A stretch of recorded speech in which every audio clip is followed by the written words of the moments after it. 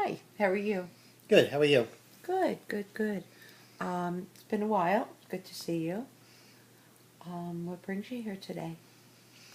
Well, a couple of things. Um,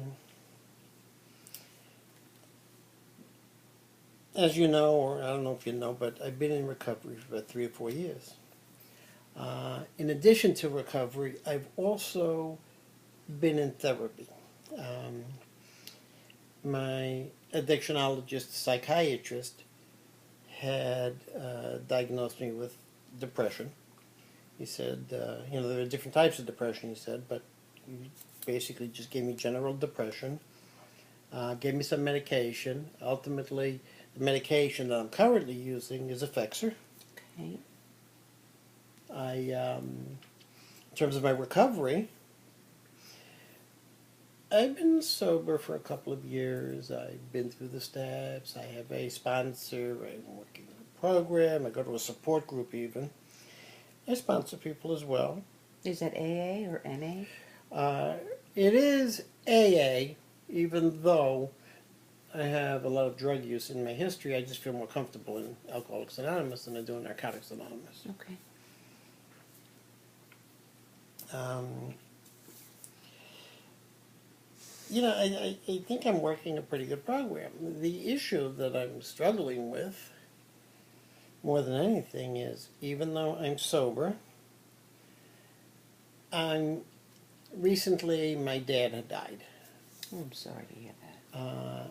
Well, this gets worse. My mother-in-law died 3 weeks before then. So in the Oh, last 4 weeks, I've had two deaths in my family, one of my father, one of my mother. I'm so sorry.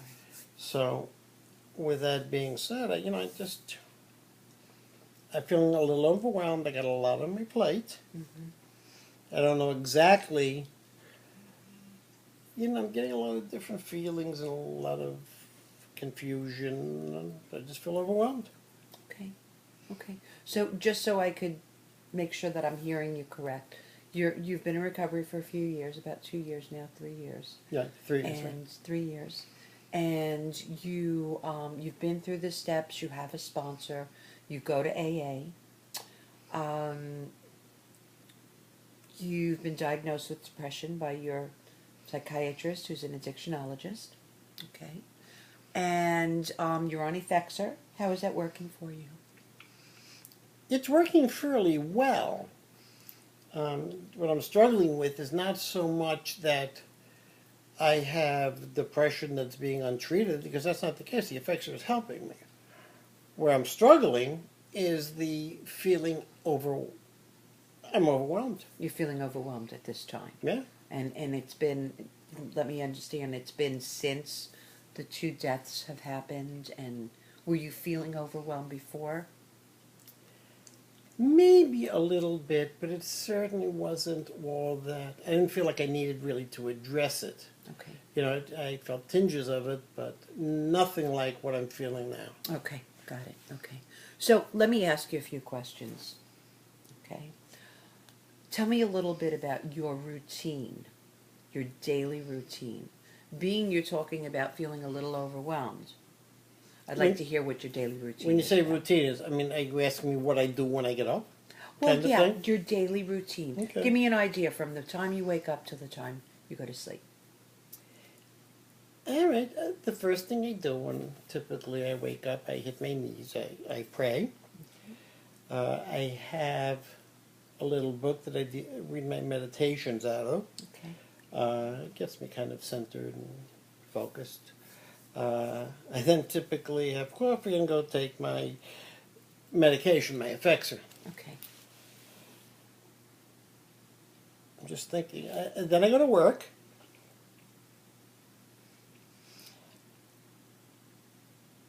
Depending on what I'm doing, I may call some other people that I have in recovery that I know, some other Your addicts, support group?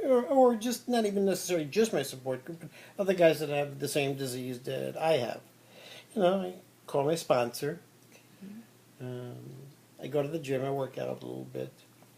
I hit a meeting in the morning, and then I hit usually another meeting in the evening. Okay. I try to squeeze in going to the dog park to take care of my little dogs, because they are remarkably important to me. Okay. And I don't want to minimize that. Mm-hmm. They are very important to me. Very important to you. You know, in the morning, actually, on my way to work, I usually pick up one of the guys that I work with. Lives pretty close to me, and so in an effort to carpool, I pick him up. Mm-hmm. No, at the end of the day, I guess, on the way to work, I may stop at Starbucks or something like that, have coffee, but, I go to the work, I spend my day at work doing what I do. About 8-9 hours a day. Yeah. And then I have dinner, either myself with somebody or somebody in the program, because I go to a meeting. So sometimes I'll have dinner before the meeting or dinner after the meeting. At that point, I may stop at the supermarket, go to Publix or whatever needs you have in the house. Okay. And then I get home. I still have 3 sponsees that I insist on calling me every night. So that's at least those 3 calls come in. You've got a Then- very full day. Yeah, then I get home and I do some stuff on the computer. I might do something around the house, watch TV for a little bit, go to bed, and start again tomorrow. Okay. You've got a very full day, and that's usually a daily routine. You're saying. Yeah, it is a daily routine, and even on the weekends, it's a routine, at least usually for Saturday. For Sunday, it's a similar routine. There's just 1 or 2 things I'm probably not doing there. Okay. Well, I have a feeling I know why you're feeling overwhelmed, because that's quite a bit. That's quite a bit. I'd like to do something with you. Are you up for it? Just a little exercise. Okay. Okay. I'd like you to take this plate and take this marker, okay, and make believe. Just think of your plate. Think of your plate when you're eating at night. All the helpings on the plate. Let's just say it's for Thanksgiving, okay? Okay. Okay. So this is your daily routine plate. Okay. Make a little circle and put the initial or just an abbreviation of all the things that you just told me. Can you do that? Yeah. All right, hold it. Can I do it like with circles? And Sure, absolutely. stuff? Okay, that I'll put as praying, because I do Okay. that. Okay. Then I do my meditations, so we'll put those. Then there's medication, so we'll just put a D there. Right, the next go to work. That's going to get a bigger circle. Okay.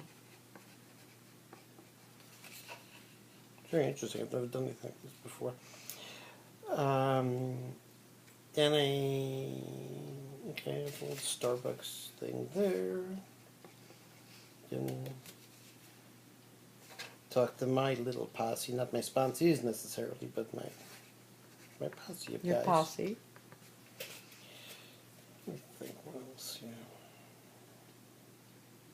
Oh, I call my sponsor. That's always an interesting conversation, and a lively one for the most part. Then if I go work out, do that, then a good one meeting. And you say you're going to 2 meetings a day at this point? Yeah, so that's actually, I'm going to put 2 circles for meetings. I like to take the little guys to the dog park. Well, I don't do it every day. I pretty much do it every day. Okay. You have lucky Yeah. little guys. Yes, I do have very good little guys. Then have dinner. After that. Then there's my sponsees. Those 3 calls a night. Right, so that's 3. Then I may or may not hit a supermarket or whatever, just for shopping, that kind of stuff. Okay. And that's usually every night? Yeah, I'm not somebody who shops once for the week. I'm more of a guy that shops 7 times for the day. 7 times through the week, maybe? Sometimes, well, I mean, like I'll go once a day, Mm-hmm. which is Okay. nuts, but I guess I like doing it. Having dinner? Did you have that? Did Yeah, you I put got that down? that. Then, no, it's in my evening prayers. That's another thing. Then I have a ritual of watching TV in a certain fashion, so that's there. I'm not sure what your point is, but my plate is now full. Okay, If that's really what you're asking. that's the goal here. Is Okay. you know, it's easy for us to think about everything we do and say, "Oh, I'm overwhelmed," but actually looking at this and seeing what you do here, Yeah. this is a full plate. You know, it's funny. I don't really look. I didn't look at it like that before. But when it's right there in front of you, it